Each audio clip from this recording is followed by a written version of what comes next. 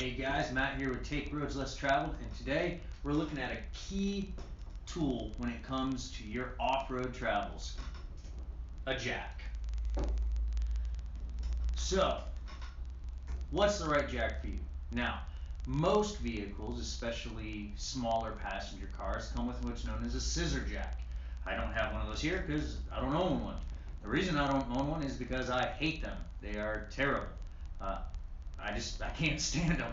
So a scissor jack is real simple. All it is it is a hinged set of legs that has a thread rod going through it, and when you spin that threaded rod, it causes those hinge legs to go from a closed position into an open position, which thereby raises the pedestal of the jack, which lets you lift your vehicle. I hate these things. I can't stand them. So, where does that leave us? Well, the most popular option when it comes to off-road enthusiasts is the high lift jack. These things are big, they're heavy. You can get them ranging from a 48-inch jack up to a 60-inch jack. And I'm going to tell you, they're pretty good.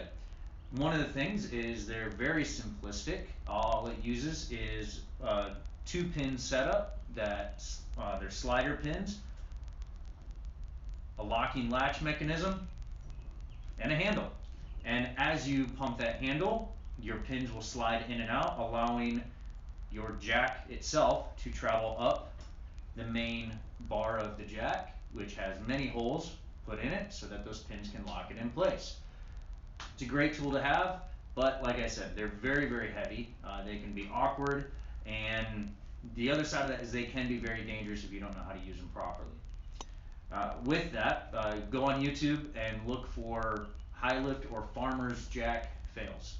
you'll you'll see a lot of videos of people getting smacked in the face by this handle right here.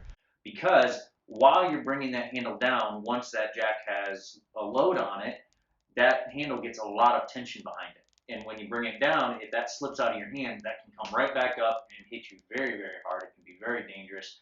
You can walk away with a lot of bruises, blood, or even worse. So it's something you need to be careful with. The other side of the high lift jack is where to put it.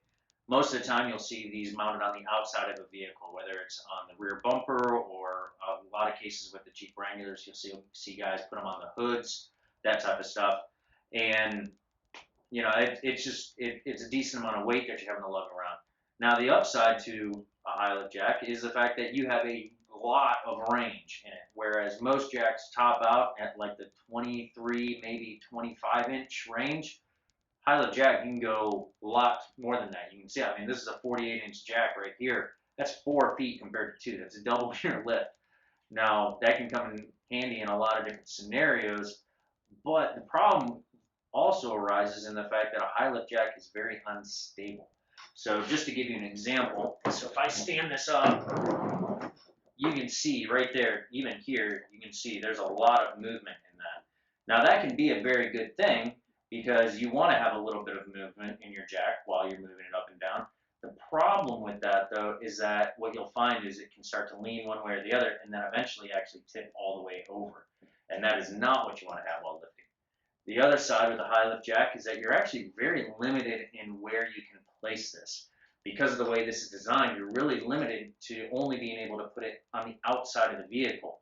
Most factory bumpers and most vehicles, even designed for off-road use, such as a 4x4 or even some of the higher end, like the TRDs or the Z71s, the ZR2s, that type of stuff, even along their door sills, they don't have any satisfactory protection. They may have a step-up bar, but that's not going to be able to hold the weight of the vehicle when lifting, and so you actually run the danger of doing damage to your vehicle. So with a high lift jack, really what you're needing to have is some type of a jacking mount that is aftermarket. And typically that would be in the variety of a shackle. Real simple, all you have is that shackle either on your bumper or maybe in your hitch, and you put your jack mount into that shackle. That gives it a good secure location. The upside of that is it's not going to slide around on you, which means your vehicle can't move as easily. But again, the problem there is imbalance, especially if you're trying to do it in a hitch point. I do not recommend that you have a hitch shackle setup and then use a high lift jack in that. That just, you're running it from the center of the vehicle and it can tip one way or the other very easily. I highly recommend that if you're going to have a high lift jack, that you make sure that you have those jacking points on the corners of the vehicles or as close to the corners of the vehicle as possible. Again, you can do it from one side of the vehicle if you have a set of rock rails and rock sliders, as they're also called, because that allows you to have a piece of equipment there that's going to protect the door sill that can support the weight of the vehicle it's designed to. And then when you lift up on that, it only lifts one side of the vehicle, so you still have some stability there, and it's not some side-to-side action that's going to, that can cause your vehicle to tip. One thing with these high lift jacks is that they can be prone to failure, especially if you don't take care of them. So one of the easiest ways to have a little bit of safety in that is when you lift this up is to carry a spare bolt, typically a 3/4 bolt that's about 2 or 3 inches long, fully threaded, works really well with a nut on it. And all you do is you just take and you slide that bolt through one of the holes that's below your jacking mount, and then that's going to keep that from slipping down. And if you were to have a pin failure, that's going to keep that jack from coming down and that vehicle dropping. So that's something to consider with these. The other side on these is that they're great for hard packed soil or rocks. They're really good if you're in a situation where you have one wheel stuck and you can't get out. You can lift up your vehicle a little bit and then just put like a jacket or a towel or something over the jack handle so it doesn't mar your vehicle. And then you can drive with that tire up a little bit and the jack will just fall right over. And you can just grab the jack, take a beating, all that good stuff. The other nice thing on these is that they can act as a come-along winch, and it's pretty laborious, but you can get yourself out of some nasty situations with one of these. So there are a lot of pros to a high lift jack or a farmer's jack, but it is one that you need to be very careful with. And a lot of times, something else is going to work better for you than this. This is a jack that I've had for years. It has worked wonders for me. Be honest, I've barely ever had to use it. And that is, in over a decade of going off-road, I have maybe used it 2 times. So, is it nice to have? Yeah. Is it absolutely necessary? No. I'd say there are some better options. And we can look at those real quick. So the first one is your typical floor jack. These are great little tools to have, especially the smaller ones. Most of these still have a pretty decent range of height. Nice thing on these is that you have a real quick pumping action, so you can just take and you can lock your cylinder release valve, and then you can just take and do the handle, pump it right up. The nice thing with this is that you can get underneath the vehicle with it, and it works really, really well. You have multiple jacking options at that point. The downside of this, especially in an off-road situation, is the fact that because this operates off of a fulcrum, is that they put wheels on them for a reason, and those wheels are designed to let it move. So while you're jacking up your vehicle, this jack is designed to, as this is coming up, to pull closer in, further in towards that jacking point, because this, your vehicle isn't supposed to move.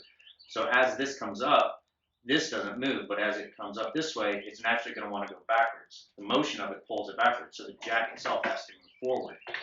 In an off-road situation, that's highly unlikely that's going to happen. It's most likely just going to dig into whatever surface you're on, unless it's rock. And in the case of rocks, if you've ever tried to pull a jack floor or a jack across a garage floor, you can have just a little piece of wood that gets in the way of one of these wheels, and suddenly your jack doesn't want to move. Much less if you have rocks in an uneven surface type of deal. So these aren't really the best in that scenario. Again, with an uneven surface, these back wheels swivel. So it's designed to be able to turn easily so you can approach things at a different angle. But if you're in a situation where it's not a level ground, this is going to want to slide down towards gravity, which is, again, something you don't want to do in a jacking situation.